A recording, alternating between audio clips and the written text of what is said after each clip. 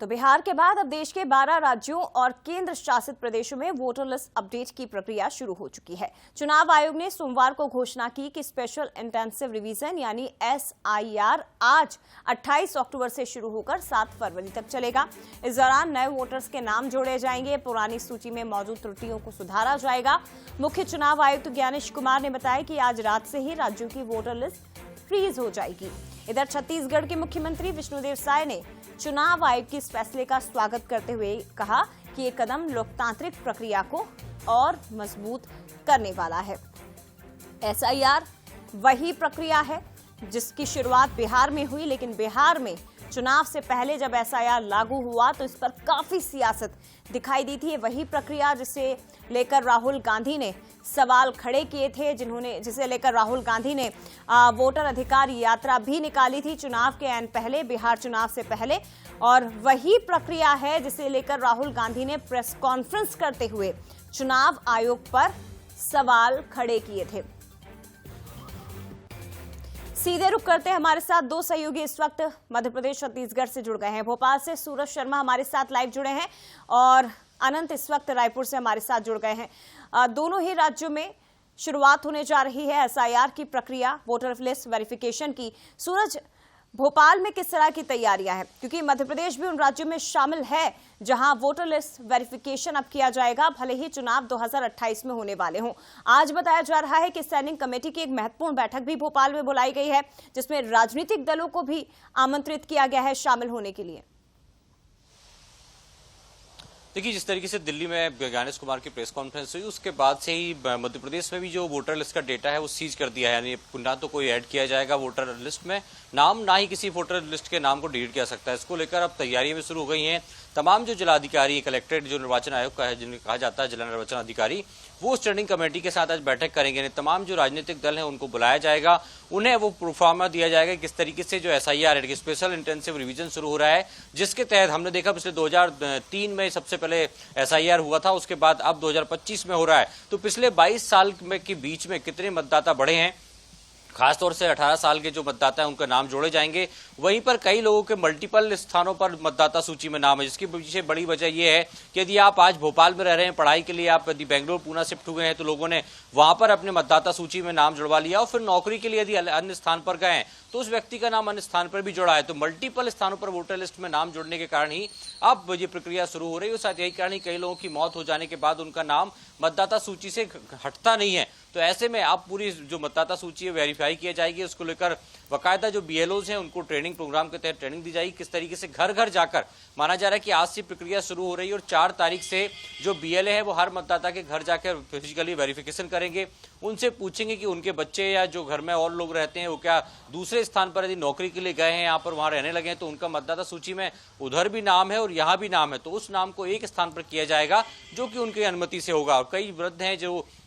जिनकी मौत हो चुकी है, उनके नाम भी हटाए जाएंगे। तो कुल मिलाकर माना जाए कि प्रोसेस शुरू हो चुकी है, लेकिन प्रोसेस के साथ ही सियासत भी इस पर जायज शुरू हो चुकी है। प्रदेश अध्यक्ष जीतू पटवारी कह रहे हैं कि जिस तरीके से राहुल गांधी ने कहा था कि बीजेपी और चुनाव आयोग जनता को डराने का काम कर रहे हैं, तो ऐसे में जनता डरेगी नहीं, बल्कि हर एक BLA के साथ उनका जो एक पदाधिकारी है, बूथ पदाधिकारी है, वो भी साथ में रहेगा ताकि किसी प्रकार की कोई गड़बड़ी ना हो सके। क्योंकि अभी जिस तरीके के आंकड़े आए थे कि एक घर में 20 से 25 लोगों के मतदाता सूची में नाम है, जबकि वो 2 BHK यानी 2 बेडरूम और 1 हॉल का घर है, तो उसके पीछे सबसे बड़ी वजह निकल कर यही सामने आई। कई घर ऐसे हैं जो किराए पर चलते हैं और लोग आते जाते रहते हैं और उस पर अपना मतदाता सूची में नाम जुड़वा लेते हैं। तो ऐसे में अब आज से SIR की प्रोसेस शुरू होगी। स्टैंडिंग कमेटी में बीजेपी, कांग्रेस के अलावा जो अन्य मध्य प्रदेश में प्रमुख राजनीतिक दल हैं उनके तमाम जो जिला कोऑर्डिनेटर्स हैं, जिलाध्यक्ष हैं, उनको बुलाया है और पूरी प्रोसेस समझाने के बाद अब बहुत जल्द 4 नवंबर से घर घर मतदाता जाकर अच्छा सूरज, एक अपडेट और दीजिए, क्योंकि राजनीतिक दलों को आमंत्रित किया गया है आज होने वाली बैठक में, तो कौन कौन शामिल होने वाले हैं, इससे लेकर कोई जानकारी? देखिए, खासतौर से भारतीय जनता पार्टी, कांग्रेस जो प्रमुख दल है मध्य प्रदेश में, उनके जिलाध्यक्षों को बुलाया गया, बाकायदा पत्र जारी किया है। इसके साथ ही सपा की बात हो, BSP की बात हो या आम आदमी पार्टी हो, तो उन जो जिला इकाइयों के प्रमुख हैं उनको बुलाया गया है। SIR के बारे में उन्हें पहले जानकारी दी जाएगी और वो प्रोफार्मा दिया जाएगा। जो 10 से 12 कागज हैं वो बहुत महत्वपूर्ण है हर मतदाता के लिए, चाहे वो वोटर ID हो, पैन कार्ड हो, आधार कार्ड हो, बैंक का कोई अकाउंट हो, बिजली का बिल हो, घर के कोई नगर निगम की परमिशन की कागज हो, तो वो तमाम दस्तावेज जिनके आधार पर मतदाता सूची में नाम जोड़ा जाता है या घटाया जाता है, तो वो तमाम दस्तावेज भी वेरीफाई किए जाएंगे और तमाम राजनीतिक दलों को भरोसे में लेकर ये नगर जो जिला प्रशासन की टीम है, जिला निर्वाचन अधिकारी हैं, वो पूरी प्रक्रिया को पूरा करेंगे, क्योंकि कोई भी दावे आपत्ति आते हैं तो उसके लिए भी समय निश्चित किया है। यानी 5 नवंबर से ये प्रक्रिया शुरू होगी, तो 20 से 25 जनवरी तक दावे आपत्ति भी आप ले सकते हैं कि यदि आपका नाम हटाया जा रहा है और आप नहीं चाहते तो उसके पीछे आपको तर्क देना होगा, कागज प्रस्तुत करने होंगे। तो तमाम चीजों को लेकर बाकायदा समय है और 7 फरवरी तक प्रक्रिया पूरी होना है, 103 दिन का क्योंकि उसके वक्त बाद है, माना जा रहा उसमें है कि दावे आपत्ति का भी 2026 समय है, वेरिफिकेशन के लिए भी समय है, किसी भी तरह की दिक्कत हो तो उसके लिए भी प्रॉपर समय चुनाव आयोग की ओर से तय किया गया है। आज से हालांकि ये प्रक्रिया शुरू होने जा रही है मध्य प्रदेश के साथ साथ छत्तीसगढ़ में भी। अनंत, छत्तीसगढ़ में किस तरह की तैयारियां, क्योंकि आज एक प्रेस कॉन्फ्रेंस भी होने वाली है। मुख्यमंत्री कह रहे हैं स्वागत योग्य कदम है, लोकतांत्रिक प्रक्रिया को और ज्यादा मजबूत करेगा। लेकिन बिहार में हमने देखा कि विपक्ष ने किस तरह से हंगामा किया जब एसआईआर की प्रक्रिया को वहां पर लागू किया जा रहा था। छत्तीसगढ़ में क्या माहौल दिखाई दे रहा है अब? बिल्कुल, देखिए छत्तीसगढ़ समेत 12 राज्यों में एसआईआर जो आज से होने शुरू हो चुके हैं और जिस तरीके से देखिए इस पूरे मामले को लेकर आज यहां का निर्वाचन आयोग में प्रेस कॉन्फ्रेंस भी रखी गई है। शाम 4 बजे निर्वाचन आयोग इसमें प्रेस कॉन्फ्रेंस करेगा और इसके बाद पूरी जानकारी जो है इस पूरे मामले पर देता हुआ नजर आएगा। लेकिन जिस तरीके से देखिए बीएलए और बीएलओ की जिम्मेदारी काफी महत्वपूर्ण है इसे लेकर। जिस तरीके से देखा जाए अब एसआईआर जब होगा तब नए जो वोटर लिस्ट हैं जो 18 साल से अधिक उम्र के हैं उनके नाम इसमें जोड़े जाएंगे और जिनकी मृत्यु हो चुकी है उनके नाम, जिसमें क्योंकि अमूमन देखा जाता है नाम नहीं कटे होते हैं, अब इन सभी चीजों को वेरीफाई किया जाएगा और एक तरीके से नई वोटर लिस्ट जो है तैयार की जाएगी। अगर बात करें छत्तीसगढ़ की तो छत्तीसगढ़ में विधानसभा चुनाव 2028 में होने हैं और उसके पहले ये एसआईआर का पूरा काम जो है वो पूरा हो जाएगा, क्योंकि जब तक ये वेरिफिकेशन का मामला अगर कहा जाए तो फरवरी तक का समय दिया गया है और इस फरवरी तक के समय में बीएलओ और बीएलए ये तमाम जो अधिकारी हैं वो घरों घरों तक जाएंगे और फॉर्म भरवाते हुए नजर आएंगे और जिनके जिनके नाम संदिग्ध मिलते हैं उन्हें उस वोटर लिस्ट से हटाया भी जाएगा। जिस तरीके से देखिए इसी नाम हटाने को लेकर सियासत लगातार इस एसआईआर मामले को लेकर चलता हुआ नजर आ रहा था, क्योंकि बिहार में चुनाव हुआ और बिहार चुनाव होने के साथ ही एसआईआर की प्रक्रिया पूरी की गई और इसमें कांग्रेस समेत तमाम जितने जो विपक्षी दल हैं वो आरोप लगा रहे हैं कि 65 लाख वोटरों के नाम काट दिए गए हैं और इसे लेकर लगातार जो है सवाल उठाए जा रहे थे। और जिस तरीके से देखिए वोट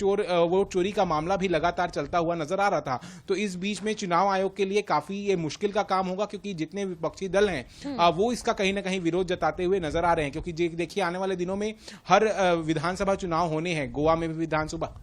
चुनाव होगा और दूसरे राज्यों में भी विधानसभा चुनाव होगा, तो ऐसे में एक बड़ी समस्या जो है वो भी चुनाव आयोग को देखने मिल सकती है। लेकिन कांग्रेस पार्टी का खास तौर पर यह कहना है कि जितने बीएलए हैं और बीएलओ हैं उनके कामों को लेकर उनकी नजर होगी, किस तरीके से वो फॉर्म भरा रहे हैं,